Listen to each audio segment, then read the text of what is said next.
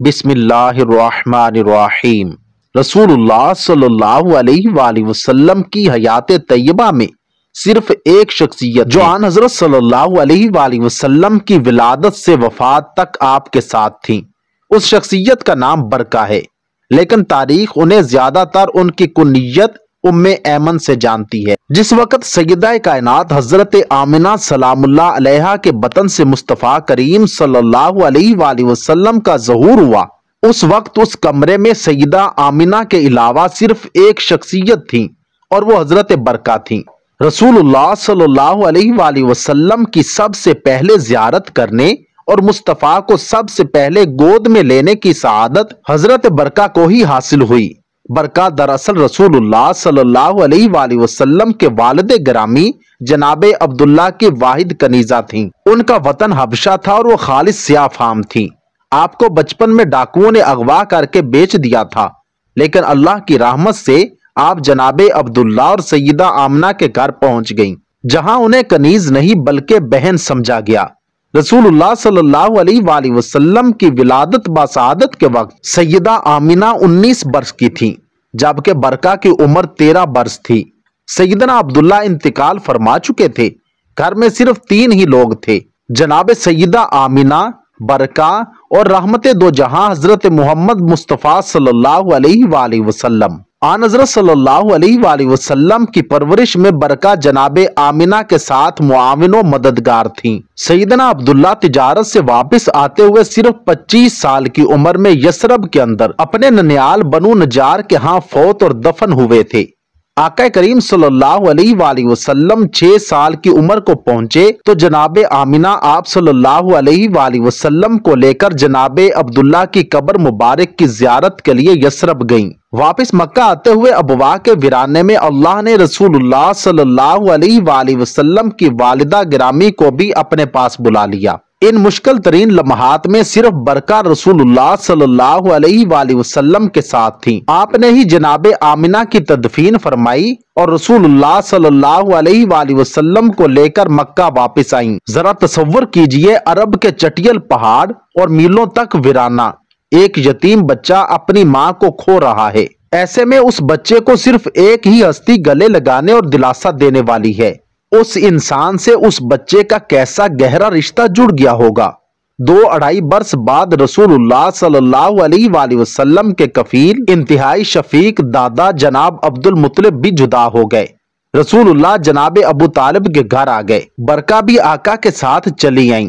اس گھر میں رسول اللہ کی 2 مائیں تھیں، جناب فاطمہ بنت اسد اور جناب برکہ۔ مصطفیٰ صلی اللہ علیہ وآلہ وسلم کو دونوں ماؤں سے اور دونوں ماؤں کو مصطفیٰ صلی اللہ علیہ وآلہ وسلم سے شدید محبت تھی۔ 25 برس کی عمر میں جب رسول اللہ صلی اللہ علیہ وآلہ وسلم کا نکاح ہوا تو برکہ اسی طرح خوش تھیں جس طرح ایک ماں اپنے بیٹے کی خانہ آبادی پر ہوتی ہے۔ رسول اللہ صلی اللہ علیہ وآلہ وسلم نے جناب خدیجہ سے برکہ کو ملوایا تو برکہ کا تعارف یوں کروایا: اے خدیجہ، یہ میری ماں کے بعد میری ماں ہیں۔ رسول اللہ صلی اللہ علیہ وآلہ وسلم کی جناب خدیجہ رضی اللہ تعالیٰ عنہ سے شادی کے وقت برکہ کی اپنی عمر 38 برس کے لگ بھگ تھی۔ رسول اللہ صلی اللہ علیہ وآلہ وسلم کی پرورش کی دھن میں برکہ نے کبھی اپنی شادی کے بارے میں سوچا بھی نہ تھا، لیکن رسول اللہ صلی اللہ علیہ وآلہ وسلم چاہتے تھے کہ برکہ کا گھر بھی بس جائے۔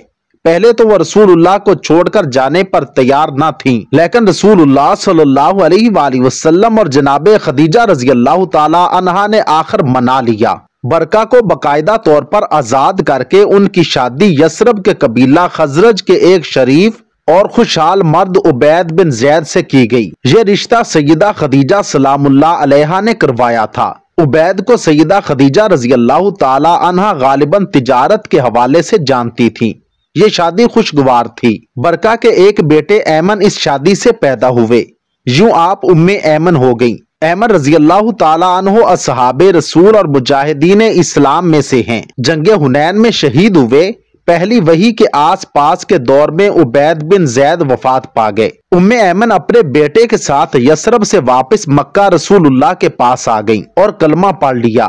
आप साबिकून अल अव्वलून यानी इंतहाई इब्तदाई मुसलमानों में से हैं। उस वक्त बरका की उम्र कोई 55-56 वर्ष के लगभग थी। लेकिन जब रसूलुल्लाह सल्लल्लाहु अलैहि वसल्लम ने फरमाया कि कौन जन्नत की औरत उम्मे ऐमन से निकाह करेगा, तो ज़ैद बिन हारिस रज़ी अल्लाह तआला अन्हु, जो उस वक्त तक ज़ैद बिन मोहम्मद कहलाते थे, आगे बढ़े और उम्र में उम्मे ऐमन से करीब 23 वर्ष कम होने के बावजूद बेवा उम्मे ऐमन से निकाह कर लिया। सैयदना ज़ैद और सैयदा उम्मे ऐमन की उम्र में बहुत फर्क था, लेकिन दोनों की शख्सियत बहुत मिलती थी। दोनों बचपन में अगवा हुए और गुलाम बाजार में बेचे गए। दोनों रसूलुल्लाह सल्लल्लाहु अलैहि वसल्लम के आजाद करदा गुलाम थे और दोनों आका को बहुत प्यारे थे। दोनों अव्वल दर्जे के मोमिन और आशिके रसूल थे।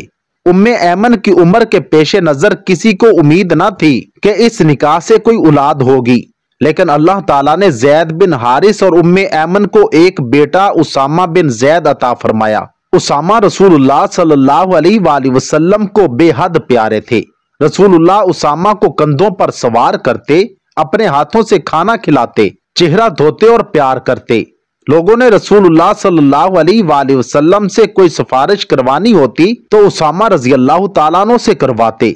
उसामा से आका की इस गैर मामूली मोहब्बत की वजह यह है कि उसामा के माँ और बाप दोनों ही रसूलुल्लाह सल्लल्लाहु अलैहि वसल्लम की जिंदगी के अजीज तरीन और इंतहाई करीबी लोगों में से थे। उसामा बिन ज़ैद रज़ी अल्लाह तआला अन्हु बहुत सी जंगों में मुसलमानों के सिपाही सलार भी रहे हैं। ये हर जंग में सरकार सल्लल्लाहु अलैहि वसल्लम के साथ रहते थे।